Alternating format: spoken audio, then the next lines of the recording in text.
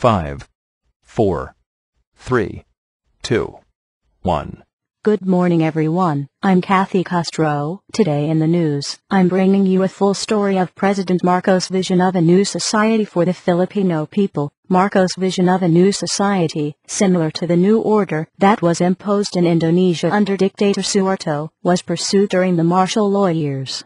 According to Marcos' book Notes on the New Society was a movement urging the poor and the privileged to work as one for the common goals of society, and to achieve the liberation of the Filipino people through self-realization. Marcos confiscated businesses owned by oligarch families, and distributed them to small-time crony businessmen.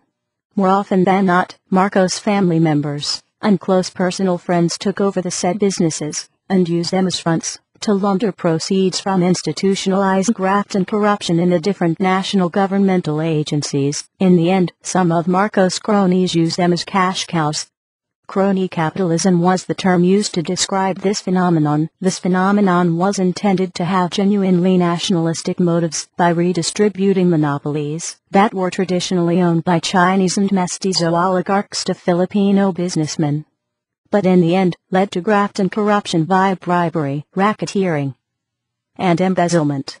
By waging an ideological war against the oligarchy, Marcos gained the support of the masses. Marcos also silenced the free press, making the state press the only legal one.